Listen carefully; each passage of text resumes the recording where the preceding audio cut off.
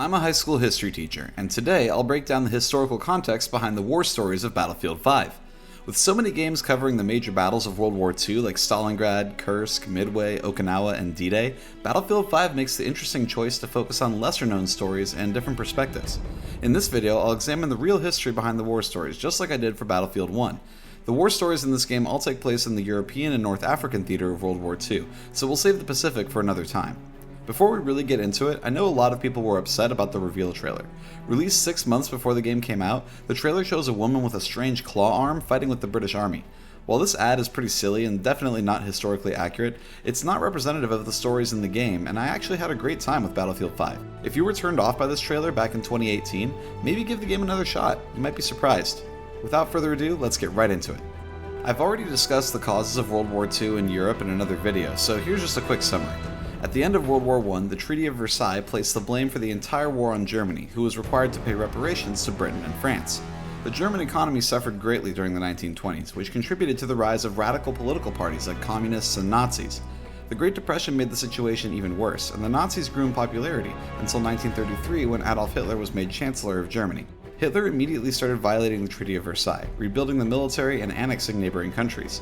Britain and France did little to stop him, and the United States didn't want to get involved. In August 1939, Hitler made a pact with the Soviet Union to not attack each other and to cooperate in an invasion of Poland.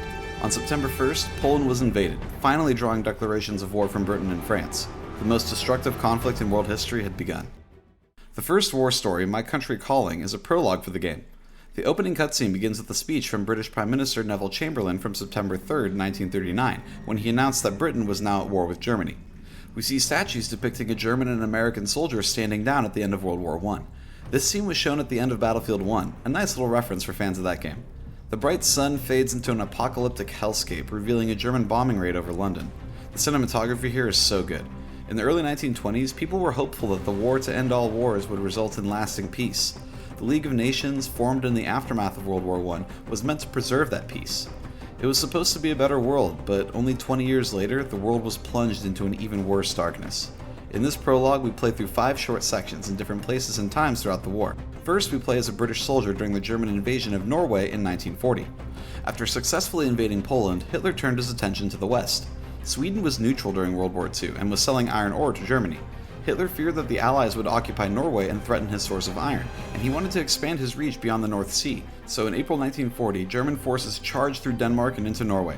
A key part of this invasion was securing the port at Narvik, and that's where the game starts. We parachute into the battlefield, although to my knowledge, British paratroopers weren't deployed to Norway in 1940. Looking around, I'm stunned by how good everything looks. Overall, this game is just beautiful. Charging across the bridge, I come face to face with the German tank, and the section ends in a flash. The Allied efforts to secure Norway ultimately failed, and the country was occupied by the Nazis for the remainder of the war. In the next scene, we play as a German tank driver in Libya in 1941. Back in May 1939, Italy and Germany formed the Pact of Steel, but it wasn't until after the fall of France in June 1940 that Mussolini, the fascist dictator of Italy, felt confident enough to officially join Hitler's side in the war. Mussolini's main goal was to take control over the Mediterranean, building a new Roman Empire. Italy had colonized Libya back in 1911, and now in September 1940 they invaded Egypt to take it from the British. The front lines in North Africa moved back and forth many times as Italy's campaign began to stall out.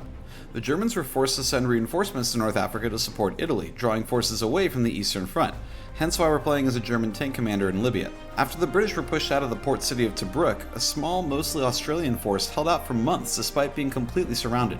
In this section, we're trying to break into Tobruk. We destroy a few tanks, but then take a direct hit from an artillery shell and the scene ends. The siege of Tobruk was ultimately unsuccessful. In November 1941, after more than 6 months, the British conducted Operation Crusader, which finally ended the siege of Tobruk. The North African campaign did temporarily disrupt Allied shipping in the Mediterranean, but in the long run, it was a waste of resources for Germany. The next scene features a French sniper in Tunisia in 1942. After France surrendered to Germany in June 1940, many members of the French military went into exile. Those who remained watched as France became a puppet of Germany. The troops in exile formed the Free French Forces, and they fought under British, American, and even Soviet command. We find ourselves in the ruins above Kasserine Pass, waiting to ambush the German forces below. The real-life battle at Kasserine took place later in 1943, but there really were Free French forces there under American command with orders to defend the pass. I take aim with my rifle, cracking the Germans one by one.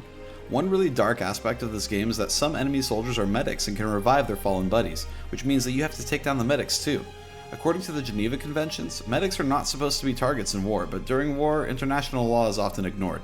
The scene ends with a German plane diving down, ending my life with a burst of machine gun fire. Next up, we play as a German pilot in 1943, fighting off waves of Allied fighters and bombers who threatened the fatherland. The narrator describes how total war brought death home. Total war is a war that is unrestricted in terms of the weapons used, the territory or combatants involved, or the objectives pursued, especially one in which the laws of war are disregarded.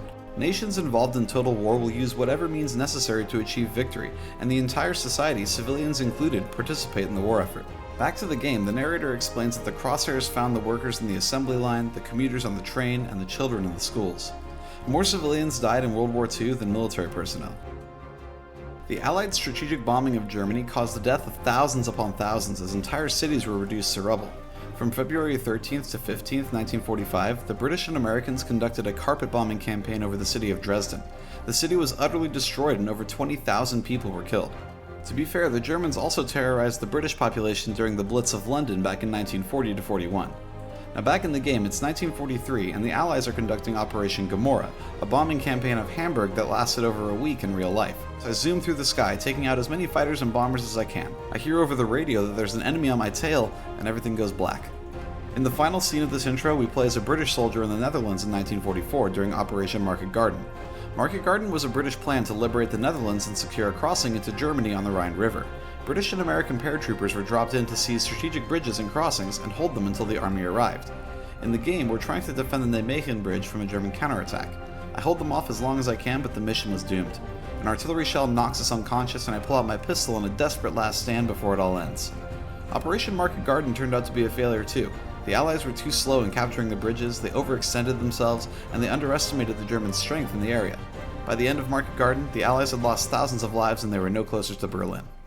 The ending cutscene for My Country Calling shows scenes from each of the other war stories. The narrator reflects on the impact of all this death and destruction while the British patriotic song I Vow to Thee My Country plays in the background. So far, every protagonist has failed or died. This is such an interesting way to start the game because it illustrates how the war destroyed the lives of so many people around the world. Death was everywhere. Ordinary people were sucked into this chaos and bloodshed by the madness of just a few delusional leaders. World War I ended with the optimistic hope for a better world, but World War II was the death of that naivete. The tone of this war story was humbling. Just because I'm the protagonist doesn't mean I will survive. War is hell, and this mission gave us just a taste of it. The next war story, Under No Flag, brings us back to 1942 during the North African campaign. The intro cutscene describes the formation of the Special Boat Service, or SBS. Like the Special Air Service, or SAS, the SBS was created during World War II to conduct special operations behind enemy lines, often raiding ports and sabotaging infrastructure. In real life, one of the most important operations performed by the SBS was during Operation Torch, where they assisted the Allied landings in North Africa in November 1942. The cutscene implies that the members of the SBS were often convicted criminals. I'm not sure why exactly the writers made this choice, maybe because it would create some fun banter, but either way, it's not historically accurate. In Under No Flag, we'll be playing as Billy Bridger, a bank robber who's been given a second chance to serve his country by joining the SBS. Landing on the shores of North Africa, we split into teams of 2. In real life, members of the SBS famously sailed up the Gironde River in France in teams of 2 to destroy cargo ships docked in Bordeaux. This was codenamed Operation Frankton. This mission we're playing is completely fictional, and that feels like a missed opportunity. It would have been so cool to play through a real mission like Operation Frankton. Anyways, our objective is to sabotage a nearby German airfield. We climb up this ridge and recon the defenses. I love how the Battlefield games encourage you to take a tactical approach to combat, identifying targets and making a plan before moving in. I'm terrible at stealth, so it usually devolves into a straight-up shootout, but it's cool that planning is rewarded. Fighting our way up the next hill, we can see some hangars. Time to get to work. I sneak in and plant some dynamite on the Stukas inside. On my way out, my partner's bombs go off, alerting the base to our presence. Now my bomb slipped off, so now I have to sprint across the airfield to a nearby anti-air gun and finally take it down. During the fight, my partner took a hit in the arm, so I'll be mostly on my own for the rest of this war story.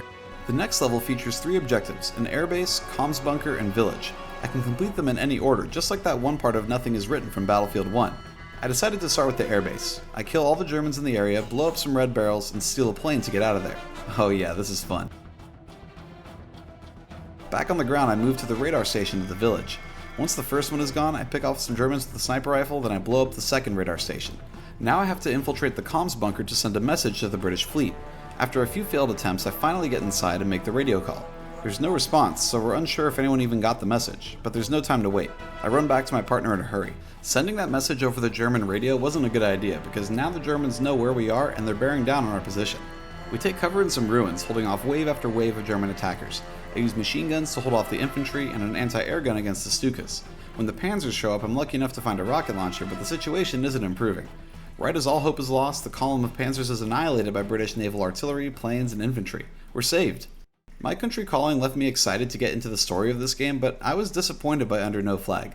The story left a bad taste in my mouth with how buddy-buddy the ending was. The focus of the story was the bond that these two built throughout their experiences, and that's an interesting theme to explore, but the last scene makes it seem like it was all just a big adventure. Like, yeah, let's go assault a German fort in Greece, wouldn't that be fun? To portray the events of World War II as an exciting and wholesome adventure does a disservice by glorifying the war. Normally I'm not this harsh on games. I'm okay with them taking small liberties with history for the sake of gameplay, but given how dark the intro was, I was disappointed by the levity in Under No Flag. The next war story, Nordlys, takes place in 1943 in German-occupied Norway. Like I mentioned earlier, the Germans invaded Norway in 1940 to secure their sources of iron ore from Sweden and get access to the ocean beyond the North Sea. Throughout the war, the fjords and ports of Norway served as bases for the German Navy, where ships could be refueled, rearmed, and repaired. Brave resistance groups rose up in defiance of the German occupiers, sabotaging infrastructure and shipping, smuggling people in and out of Norway, distributing anti-German information, and engaging in civil disobedience against the puppet government. The British Special Operations Executive and the American OSS, the precursor to the CIA, assisted the Norwegian resistance in these activities.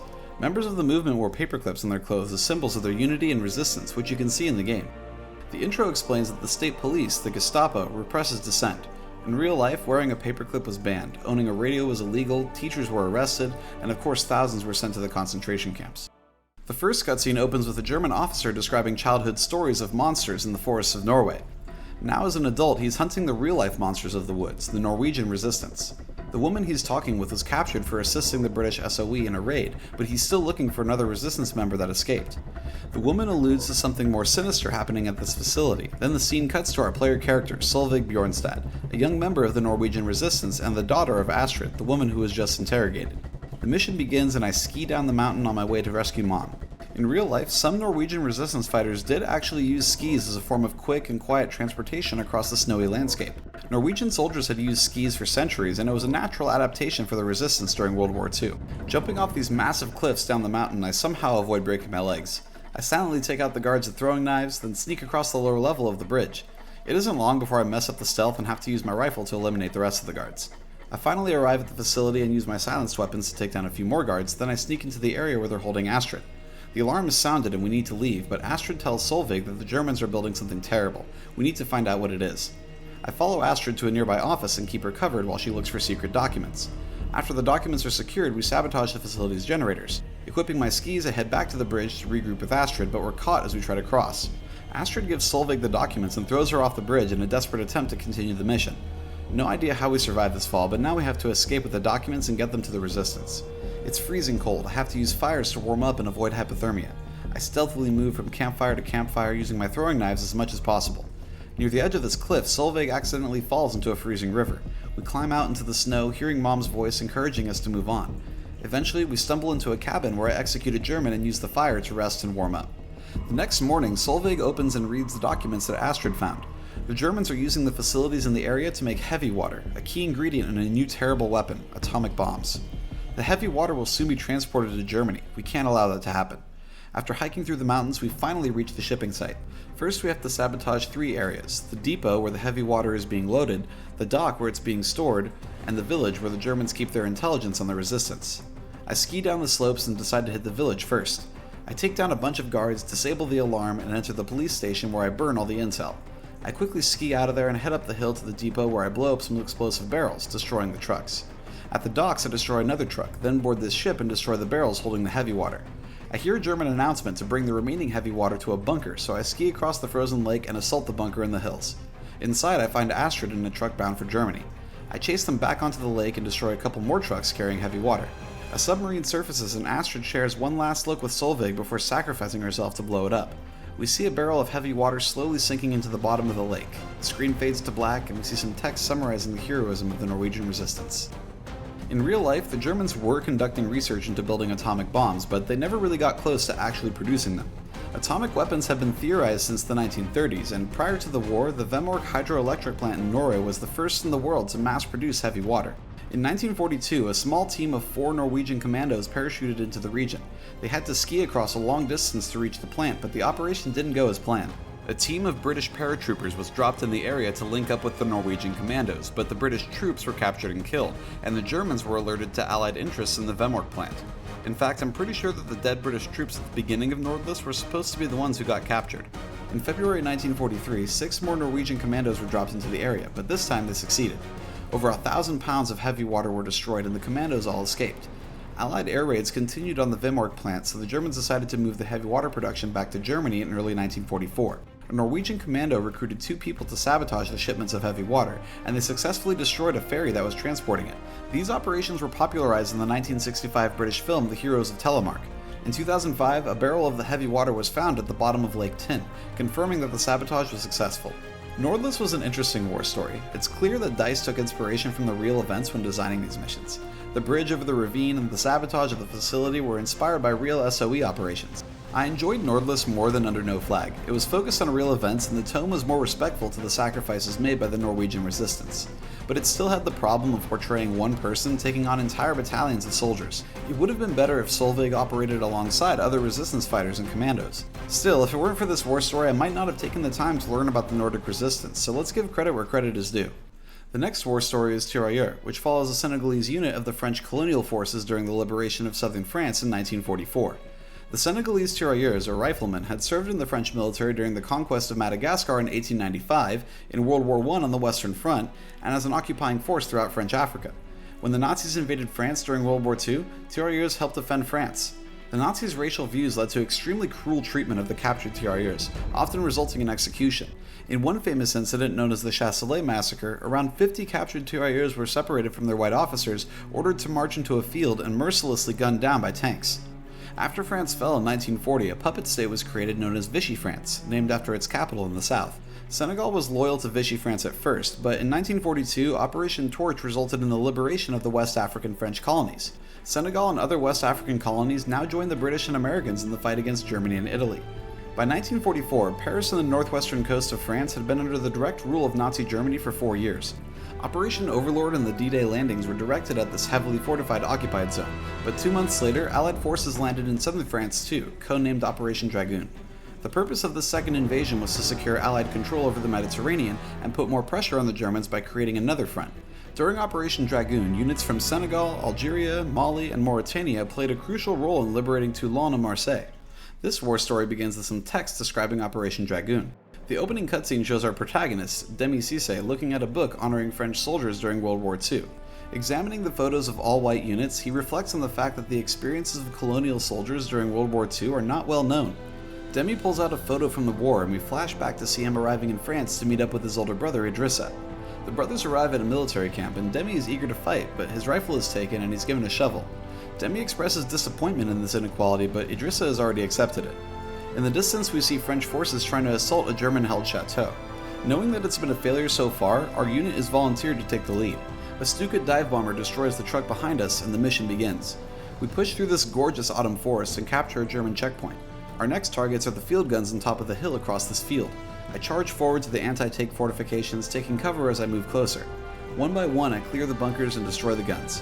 When the final bunker on top of the hill is taken, we face a German counterattack. As they come charging through the smoke and trees, I lay into the rushing infantry with my machine gun, occasionally running up to destroy an armored vehicle with dynamite. After a long, hard-fought battle, the Germans turn and run away. Demi takes aim at a wounded German soldier, but Idrissa encourages him to show mercy. Demi's excited that they won. He cheers and rouses the nearby troops. Our captain is nowhere to be found, making Idrissa the commanding officer. Demi wants to keep pushing and capture the German anti-air guns, but Idrissa says to wait for backup. Demi wants to prove that the tirailleurs are just as capable as the white troops. Idrissa, having experienced the horrors of war longer than Demi, just wants to live and return to his family. Demi speaks to Idrissa and the crowd, inspiring them to keep pushing, that their efforts will earn them respect for themselves and their children. Apparently Demi's speech worked, so we move through the forest, spreading out to avoid detection. One of our groups was separated from the rest, so I head out to find them. In the distance, I hear a tirailleur begging for his life, but he's executed. Further ahead, I find the rest of the group all dead. Like I mentioned earlier, black soldiers were usually treated horribly by the German army. I sneak up on some nearby soldiers and get my revenge. Continuing on, I rejoin the attack force near the anti-air guns. Again, we charge up the hill, capturing bunkers and destroying the guns one by one. When they're all gone, Demi meets up with Idrissa, grateful that he survived. Idrissa is furious that Demi wanted to charge the guns without backup, and he points out all the bodies laying all around them. A dying German soldier refuses help from Idrissa and tells them that they're surrounded and that they'll be crushed by a counterattack. Idrissa almost gives in to despair, but Demi comes up with a plan. The last thing the Germans would expect is the Tirailleurs to keep pushing further, so we'll move forward and assault the German headquarters at the chateau. But it won't be easy. The chateau is defended by Fallschirmjäger, elite German paratroopers. Before we take the chateau, we have to clear the village below first. Idrissa gives Demi a flare gun to use when he wants to call forward the rest of the unit. At first I'm stealthy, but it isn't long before I call on the backup. When the first group of houses has been cleared, we climb the hill to the second and press the attack. When we finally reach the gate of the chateau, we break it down and charge inside. The Germans fight hard and Demi is knocked out. When he awakens, Idrissa is dragging him away from an advancing panzer. In a moment of bravery, Idrissa pulls the pin from his grenade and climbs the tank to throw it inside, but he gets caught in the explosion. Demi holds Idrissa as he passes away, but there's little time to mourn, so Demi moves up to the final room with the other two survivors of his unit, and the chateau has been captured. The commander from the beginning recognizes Demi and the two other Tirailleurs, so he gathers them along with some white soldiers for a photo, for future generations to remember. But the black soldiers start fading from the picture. Demi explains that black troops were pulled back during the liberation of Paris. Their role in the war was diminished and forgotten. If you go back to the opening cutscene, you'll notice that the photo doesn't contain any black soldiers, but Demi remembers the sacrifices of the Tirailleurs, and he's proud of it. We see a photo of the two brothers on the table, and the scene fades to black. In real life, when Paris was liberated in August 1944, Charles de Gaulle, the leader of the Free French, wanted to ensure that French troops were the ones to march through the city. The Allies agreed, but on the condition that the troops who liberated the city would be white. In a confidential memo, General Eisenhower's Chief of Staff, Major General Walter Bedell Smith, wrote, "It is more desirable that the division mentioned above consist of white personnel." Around 2/3 of the Free French forces were from the colonies, so in order to fulfill the condition of all white soldiers marching through Paris, soldiers stationed in North Africa and the Middle East were brought in. The contributions of the colonial forces were deliberately downplayed to fit the racist views of the time. When France's colonies gained independence, military pensions and French citizenship were denied to most of the Tirailleurs, despite their heroic efforts. In 2010, the French government finally granted pensions to the surviving veterans, and in 2017, 28 surviving Senegalese Tirailleurs were awarded French citizenship. I really enjoyed this war story. While it was still a bit over the top in certain scenes, it left me thinking about how our understanding of history is shaped by the sources and materials we have access to. If we could speak to the people who lived hundreds of years ago, what would we learn that isn't in the history books? The final war story of Battlefield 5 is The Last Tiger, and wow, what a way to go out. To show a story from the perspective of the Germans in World War II was a bold move. Maybe they were trying to make up for the lack of Central Powers war stories in Battlefield 1. In The Last Tiger, we play as Peter Müller, the leader of a Tiger tank crew on the Western Front in the final days of World War II. By early 1945, the desperate German offensive at the Battle of the Bulge had been defeated, and the Germans were being pushed across the Rhine River into their home country. Allied bombing raids increased dramatically, and German cities were being reduced to rubble. Still, Hitler refused to surrender. He would force the German army to fight to the bitter end. The opening text makes a mistake. It describes American General Omar Bradley's 12th U.S. Army Group, then lists huge numbers of tanks, aircraft, and soldiers, implying that these were all Americans. The numbers shown here actually account for all of the Allies put together, not just the Americans. The next text screen describes the Tiger tank, the successor to the Panzer IV. While the Panzer tanks had tried to balance armor, firepower, and mobility, the Tiger sacrificed mobility for the sake of heavier armor and a big 88mm cannon. It was basically a big mobile field gun, the most powerful tank of World War II. The dialogue of the opening cutscene sets the tone and establishes the theme of this war story. Müller recalls his father's anger when he didn't stop his friends from stealing one time when he was young. He protested that he didn't take anything himself, but his father replied, "You were there." One of the biggest questions my students always ask me is how the German people could passively accept the atrocities of the Nazi regime. This war story sets out to address that question. We see German troops marching through a ruined town as a commander orders every defender to give their lives fighting to the last shell, the last bullet. Müller meets up with his driver Kurtz, and they're joined by the young newbie Schroeder. Kurtz is a grizzled veteran. He's been through it all, and looking up to see Allied planes knows it's going to be over soon. But Schroeder is young and impressionable, and Müller has taught him to trust strength, trust Germany. The team drives past a group of deserters, branded as traitors. Schroeder comments that the cowards will get what they deserve. The level begins, and we have orders to push through the American lines to support our troops at a nearby rail yard. Along the way, we destroy every Sherman tank and American soldier in our path. I destroy the artillery guns in this square and repel an American counterattack, then we push forward again. Kurtz comments on the sheer numbers of American tanks, but Mueller reassures him that although they have lots of tanks, we have a Tiger. The American Sherman tanks were much lighter and struggled against the Tigers, but the massive American economy was capable of producing 50 times more tanks than the Germans. In a war of attrition, the side that can outproduce and outlast the others will win. Red smoke appears and American planes descend upon us. We take refuge under a crumbling building, trapped and cut off from our lines. We need to send someone to scout for a way out, and Schroeder suggests Hartman, another member of our crew. Kurtz says that Hartman is in no state to go on a scouting run, but Schroeder repeats the party line: no weakness, no sentimentality. Hartman struggles with PTSD. He's a nervous wreck, so that makes him weak and expendable, according to Schroeder.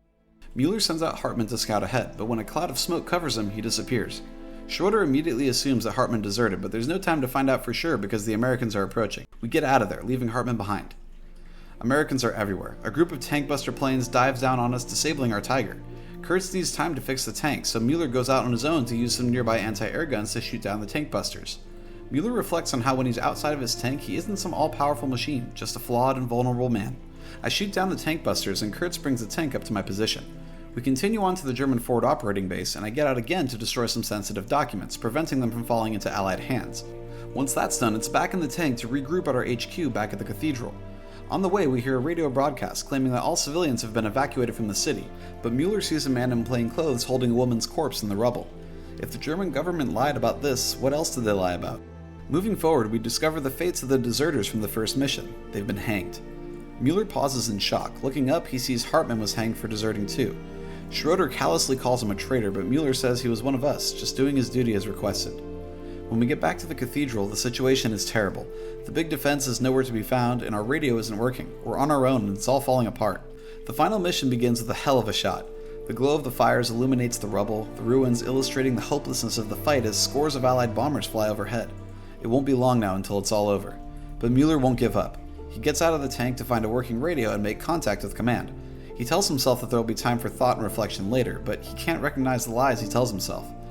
Finally, we get our orders: defend the cathedral at all costs. Americans swarm around us, demanding our surrender, but Schroeder, always the zealot, opens fire. Mueller rushes back into the tank and we fight off the surrounding Americans. When more tankbuster planes fly overhead, we charge to the bridge, hoping to make it across to safety, but the bridge is blown before we can cross. Our tank is disabled and we're trapped, left to die by our commanding officers. Kurtz leaves the tank and argues with Mueller. Their commanders betrayed them. Everything they believed was a lie. Kurtz tells Mueller to look around and think about what they've done, but as he walks away, Schroeder shoots him in the back for deserting. Mueller runs over to Kurtz and mourns him.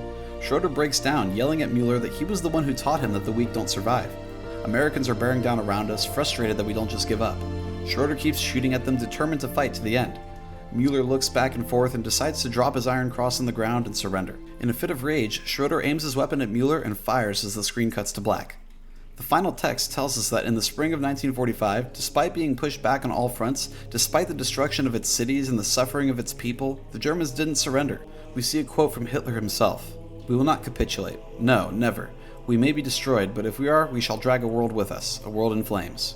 The fight to end the war in Europe would continue until May 7th, costing millions of deaths in 1945 alone. When Hitler came to power in 1933, he rode in on a wave of patriotism and bitter anger at the condition of Germany after World War I. The population was desperate for a solution to the economic hell of the Great Depression, and they were thirsty for an end to Germany's humiliation. Hitler seemed to offer them a solution. Social Darwinism, the belief that in human society the strong and superior survive and the weak and inferior die, was popular in the late 19th and early 20th century. The belief was used to justify the existing power dynamics. Since the European empires had subjugated most of the rest of the world, that must mean that Europeans were the superior race. This attitude was present long before Hitler came to power, but Nazi propaganda used this idea to justify their cruelty and harden the hearts of soldiers. We see this in The Last Tiger when Schroeder repeats the party line that the strong survive and the weak die. Anti-Semitism didn't begin with Hitler either. It goes back hundreds, if not thousands of years in Europe. In psychology, there's a concept called confirmation bias. We are more likely to accept new ideas without questioning them if they confirm what we already believe. Social Darwinism fit the belief that Europeans were superior to the peoples they subjugated, so it was more easily accepted. Likewise, when Hitler accused Jews of being responsible for Germany's humiliation after World War I, people accepted that belief because it fit their pre-existing worldview. Now, the Holocaust didn't go from 0 to 100 overnight. It was a slow progression. First, Hitler denied Jews equal citizenship and banned intermarriage, then they were forced into segregated ghettos, then they were forced into the concentration camps. In social psychology, the foot in the door phenomenon refers to the idea that we are more likely to comply with a big task if we have first agreed to smaller tasks. The German population was slowly acclimated to the mistreatment of Jews over the years, enabled by their confirmation bias of viewing them as an enemy. It's always easier to blame others for your problems instead of taking responsibility for yourself. Some brave Germans did risk their lives to save others from the Holocaust, but this was extremely rare. If you think you would have been one of the good ones, I have news for you. The odds are that you wouldn't. The blame for the horrific Nazi atrocities cannot be placed on Hitler and his inner circle alone. The scale of the Holocaust demanded that thousands and thousands of lower-level officers issue and follow immoral orders, while millions of people turned a blind eye and let it happen. At the Nuremberg trials in 1945 and 46, Nazi officials were convicted of crimes against humanity for the first time in history. Many of the officials tried to defend themselves by saying they were just following orders, but the prosecutors successfully argued that this was not a valid defense. Individuals are responsible for their actions, and when you know an order is wrong but you follow it anyways, you're complicit in the crime. At the very end of The Last Tiger, we see a quote from the American author Alice Sebold: "Murderers are not monsters, they're men, and that's the most frightening thing about them." The scariest truth about history is that people haven't fundamentally changed in thousands of years. We are no better or worse than those who came before us. We can and will make the same mistakes if we aren't careful. May we have the wisdom to learn from the past and the courage to act accordingly. If you're still watching, thank you so much. I can't believe we've already crossed 20,000 subscribers. I'm incredibly honored and thankful for your time, feedback, and support. If you'd like to see more, make sure to subscribe to the channel. Don't forget to count your blessings, and I'll see you in the next video. Peace out for now.